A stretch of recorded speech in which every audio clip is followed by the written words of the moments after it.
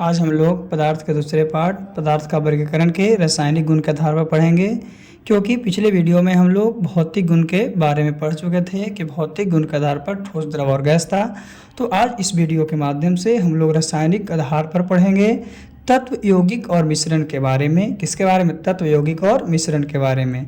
तो पदार्थ बताया गया था जो किसी स्थान को घेरता है उसी को हम लोग क्या कहते थे? पदार्थ कहते थे। यानी जिसमें आयतन था, द्रव्यमान था, उसी को पदार्थ कहते थे, जो दो वर्गों में था, एक भौतिक आधार पर, एक रासायनिक आधार पर। तो भौतिक आधार पर ठोस, द्रव और गैस था। तो ठोस अवस्था के बारे में, द्रव अवस्था के बारे में और गैस अवस्था के बारे में, तीनों के बारे में हम लोग जान चुके हैं। तो आज हम लोग अब रासायनिक आधार पर किसके बारे में? तत्व के बारे में, यौगिक के बारे में और मिश्रण के बारे में पढ़ेंगे। यानी एलिमेंट, कंपाउंड्स और मिक्सचर्स के बारे में पढ़ेंगे, क्या होता है और क्या नहीं। तो सबसे पहले तत्व के बारे में जानते हैं, एलिमेंट्स के बारे में जानते हैं। एलिमेंट्स क्या होता है? तो एलिमेंट्स कहने का मतलब है कि तत्व वो शुद्ध पदार्थ है। तत्व क्या है? एक शुद्ध पदार्थ है जो एक ही प्रकार के परमाणुओं से निर्मित होता है। यानी कि वैसा पदार्थ जो एक ही प्रकार के परमाणुओं से बना होता है उसी को तत्व कहते हैं। जैसे ऑक्सीजन, सोना, लोहा, चांदी इत्यादि। और वर्तमान समय में अभी तत्काल में वैज्ञानिकों के द्वारा 118 तत्वों की खोज की गई है और यह 118 तत्व का वर्गीकरण मोसले के आवर्त सारणी में किया गया है। और मोसले को आधुनिक आवर्त सारणी का जनक कहा जाता है। वही आपको टोटल 118 तत्व के बारे में बताए हैं। तो एलिमेंट जो है 118 है जो एक ही प्रकार के परमाणुओं से निर्मित होता है, उसी को हम लोग एलिमेंट्स कहते हैं। जैसे बताएं ऑक्सीजन, सोना, चांदी, बहुत सारे जितने दिए गए हैं आपको वो सब का सब आपका एलिमेंट्स है, तत्व है ना। तो आगे हम लोग जानते हैं तत्व के बारे में। तो तत्व के बारे में और थोड़ी सी हम लोग बातें जानते हैं, क्या है और क्या नहीं। तो ब्रह्मांड में सबसे अधिक मात्रा में ज़्यादा मात्रा में पाए जाने वाला तत्व हाइड्रोजन है। और हमारे वायुमंडल में हाइड्रोजन की मात्रा हाइड्रोजन की मात्रा सबसे ज़्यादा है। वही वायुमंडल में सबसे अधिक मात्रा में पाए जाने वाले तत्व, सबसे अधिक मात्रा में, ब्रह्मांड में तो हाइड्रोजन हो गया, लेकिन जो वायुमंडल है, वायुमंडल में आपका सबसे ज़्यादा आपका नाइट्रोजन है। नाइट्रोजन 78% है। कितना? 78%। और मानव में सबसे अधिक, आदमी में सबसे अधिक क्या पाया जाता है? तो आदमी में सबसे अधिक पाया जाने वाला तत्व ऑक्सीजन है। क्या है? ऑक्सीजन। फिर है कि पृथ्वी के भूप्रपट्टी पर पाए जाने वाले सबसे अधिक पाए जाने वाले तत्व ऑक्सीजन है। यानी भूप्रपट्टी में पाए जाने वाले सबसे अधिक तत्व जो है वो आपका ऑक्सीजन था। याद रखना कि ब्रह्मांड में सबसे अधिक हाइड्रोजन, वायुमंडल में सबसे अधिक नाइट्रोजन, मानव में ऑक्सीजन और भूप्रपट्टी में ऑक्सीजन। तो तत्व क्या है? तत्व जो है परमाणु क्या है और अणु क्या है। परमाणु क्या है और अणु क्या है उसके बारे में जानते हैं। तो किसी पदार्थ की सबसे छोटी इकाई, जो सबसे छोटी यूनिट है, जो स्वतंत्र अवस्था में नहीं पाई जाती है, जो स्वतंत्र अवस्था में नहीं पाई जाती है बल्कि रासायनिक अभिक्रिया में भाग ले सकते, स्वतंत्र अवस्था में नहीं पाया जाएगा बल्कि किसमें? रासायनिक अभिक्रिया में भाग लेगा, उसी को परमाणु कहते हैं। परमाणु जो है पदार्थ की सबसे छोटी इकाई है। और अणु, तो अणु क्या है? अणु के बारे में जानते हैं। तो अणु जो है दो या दो से अधिक परमाणुओं से मिलकर होता है। दो से ज़्यादा परमाणु मिलेगा तो अणु बनेगा। और यह प्राकृतिक में स्वतंत्र अवस्था में पाया जाता है। ये प्राकृतिक है, उसमें स्वतंत्र अवस्था में पाया जाता है। क्या? तो अणु, यानी अणु जो है आपका दो या अधिक परमाणुओं से मिलकर बना है। वही परमाणु जो है पदार्थ की सबसे छोटी इकाई होती है। तो परमाणु और परमाणु मिलेगा तो अणु का निर्माण करेगा। परमाणु और परमाणु मिलकर अणु का निर्माण करेगा। तो ये था तत्व के बारे में। चलिए अब यौगिक की बात करते हैं। यौगिक क्या है? यौगिक के बारे में, तो जब दो या दो से अधिक तत्वों को एक निश्चित अनुपात में मिलाया जाता है, एक निश्चित अनुपात में मिलाएंगे, फिक्स आपका प्रोपोर्शन में मिलाया जाता है, तो उसी से यौगिक का निर्माण होता है। यानी यौगिक के निर्माण के लिए दो या दो से अधिक तत्व मिलेगा, लेकिन वो एक ही अनुपात में मिलेगा, तब उसे यौगिक कहेंगे, है ना। जैसे जल, तो जल H2O होता है, जल का सूत्र H2O होता है। तो हाइड्रोजन तथा ऑक्सीजन अणुओं के मध्य 2:1 के अनुपात में संयोजन होता है, 2:1 के, जिसमें 2 हाइड्रोजन रहते हैं और एक जो है आपका ऑक्सीजन रहता है। उसी तरह से नमक, तो नमक में NaCl है, तो सोडियम और क्लोरीन के अणुओं की मध्यस्थता होती है जिसमें 1:1 होता है। तो इस तरह से आपका क्या है कि एक निश्चित अनुपात में मिलाया जाता है, ज़्यादा या कम मिलाएंगे तो भी वो नहीं हो। जैसे H2O में 2:1, NaCl तो 1:1, Al2O3 तो 2:3। ये था यौगिक। अब बात करते हैं मिश्रण की। मिश्रण क्या है? तो जब दो या दो से अधिक पदार्थों को किसी भी अनुपात में मिला देते हैं, उसके लिए कोई अनुपात की आवश्यकता नहीं, कोई अनुपात में अगर मिला देते हैं तो उसी को मिश्रण कहते हैं। उसी को क्या कहते हैं? मिश्रण कहते हैं।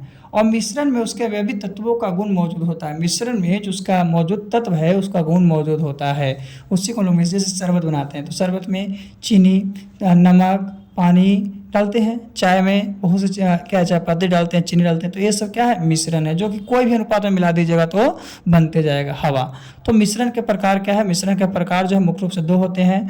तो मिश्रण द्रव, ठोस और गैस के आपस में मिलाने की क्रिया को इस प्रकार उत्पन्न पदार्थ को मिश्रण के मुख्य रूप से 2 भागों में बांट दिए। मिश्रण को मुख्य रूप से कितने भागों में? 2 भागों में। एक समांगी मिश्रण है तो दूसरा विसमांगी मिश्रण है। एक समांगी मिश्रण है, दूसरा विसमांगी मिश्रण। चलिए दोनों के बारे में एक एक करके जानते हैं। समांगी क्या होता है, विसमांगी क्या होता है। तो समांगी मिश्रण ऐसे मिश्रण जिसके अवयवी कणों को अलग अलग नहीं देखा जा सकता, नहीं उसको जो कण है उसको अलग अलग नहीं देख सकते। जैसे नमक के जलीय विलयन, नहीं नमक को अलग देख सकते हैं, नहीं जल को अलग देख सकते हैं। तो एक प्रकार का समांगी मिश्रण है। समांगी मिश्रण में अवयवी कणों को अलग अलग नहीं देखा जाता है। जैसे जल और चीनी का मिश्रण, जल और नमक का मिश्रण, अल्कोहल और जल का, दारू और पानी का मिश्रण जिसको बोलते हैं, तो ये आपका समांगी मिश्रण है। चलिए समांगी मिश्रण के बाद विसमांगी मिश्रण की बात करते हैं। तो ऐसे मिश्रण जिनके अवयवी कणों को अलग अलग देखा जा सकता है, अलग अलग दिखेगा। जैसे पानी के ऊपर तेल डालने पर, तो पानी के ऊपर तेल डालते हैं, तेल ऊपर आ जाता है ना, ऊपरी सतह पर, तथा हिलाने पर तेल ऊपर चढ़ा जाता है और पानी नीचे बैठ जाता है। तो पानी और तेल को अलग अलग करके देख सकते हैं। तो अलग अलग करके देखेंगे, इसी को हम लोग क्या कहेंगे? एक विसमांगी मिश्रण। अलग अलग नहीं देखा जाएगा तो समांगी मिश्रण, और अगर अलग अलग देख लेंगे तो विसमांगी मिश्रण। जैसे में रेत और जल का मिश्रण, पेट्रोल जल का मिश्रण, तेल और जल का मिश्रण, ये सब जो है आपका क्या है? विसमांगी मिश्रण है। कौन सा मिश्रण? विसमांगी। तो समांगी में आपको अलग अलग नहीं देखा जा सकता है, लेकिन विसमांगी मिश्रण है। विसमांगी मिश्रण में अवयवी कणों को अलग अलग देखा जा सकता है, अवयवी कणों को अलग अलग देखा जा सकता है। आगे बात करते हैं। तो तत्व किसको बताएं? कि एक ही प्रकार का परमाणु है उसको तत्व कहेंगे। यौगिक कहेंगे तो 2 या 2 से अधिक तत्व रहेगा उसको यौगिक कहेंगे, लेकिन एक निश्चित अनुपात में रहेगा। वही मिश्रण किसको कहेंगे? तो 2 या 2 से अधिक तत्व रहेगा लेकिन उसका कोई अनुपात नहीं रहेगा, उसी को हम लोग मिश्रण कहेंगे। तो तत्व का एग्जाम्पल में एल्युमिनियम, हाइड्रोजन और Au हो गया, ऑरम हो गया। यौगिक के मिश्रण में H2O हो गया, Al2O3 हो गया। और मिश्रण का जो एग्जाम्पल है, मिश्रण के एग्जाम्पल में हम लोग शरबत को ले सकते हैं, वायु को ले सकते हैं। तो एक तत्व, यौगिक और मिश्रण हो गई। क्या होगी? तत्व, यौगिक और मिश्रण की बात हम लोग कर लिए हैं। तत्व में एक ही प्रकार का परमाणु, यौगिक में 2 या 2 से अधिक, और मिश्रण में भी 2 या 2 से अधिक, लेकिन मिश्रण जो है उसमें कोई अनुपात नहीं होता है। और यौगिक में एक अनुपात होता है। चलिए थोड़ी सी और हम लोग जानते हैं। तो आगे है इस विलयन के बारे में। विलयन किसको कहते हैं? विलयन होता क्या? विलयन को सॉल्यूशन यानी 2 या 2 से अधिक पदार्थ का समांगी मिश्रण विलयन कहलाता है। 2 या 2 से अधिक पदार्थ मिलेगा और उसका समांगी मिश्रण होगा, घुल जाएगा एक दूसरे में, उसी को विलयन कहेंगे। तो विलयन में मिश्रित पदार्थों के कणों का आकार 1 नैनोमीटर से भी कम होता है, और 1 नैनोमीटर और 10⁻⁻9 मीटर होता है। इसीलिए ये पदार्थ परस्पर इस प्रकार संगठित हो जाते हैं कि बिना किसी यंत्र के साथ इतना ज़्यादा घुल मिल जाता है कि बिना किसी यंत्र की सहायता से इसको देखा नहीं जा सकता, यानी समान आंख से इसको नहीं देख सकते हैं। किसको? विलयन को। जब घुल जाता है तो। और विलयन कैसा है? तो समांगी मिश्रण है। विलयन समांगी मिश्रण है। चलिए आगे चलते हैं। विलयन के बाद विलायक। विलायक कहने का मतलब क्या है?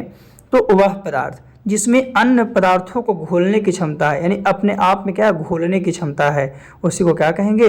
विलायक कहेंगे। जैसे चीनी और पानी की बात करते हैं तो चीनी तो घुलता है लेकिन किसमें? पानी में। तो पानी जो हो जाएगा वो विलायक हो जाएगा।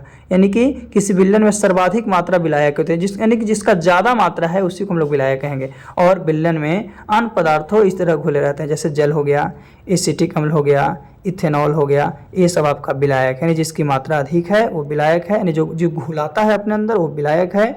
है ना। चलिए अब हम लोग विलायक के बाद आगे बात करते हैं विलेय की।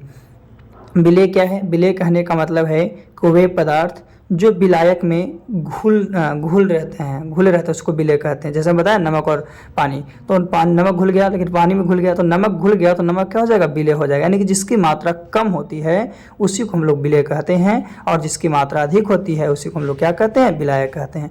तो ये था आपका, जैसे में नमक हो गया, चीनी हो गया, ये सब किसका हो गया? विलेय का उदाहरण हो गया। तो आज के लिए हम लोग यहाँ तक जाने हैं। पार्ट 3 में हम लोग तत्व यौगिक और मिश्रण के बाद तत्व के भेद के बारे में, धातु अधातु और उपधातु के बारे में थोड़ी सी हम लोग जानकारी प्राप्त करेंगे। तो आज के लिए इतना ही काफ़ी है, फिर हम लोग अगले वीडियो में पुनः मिलते हैं।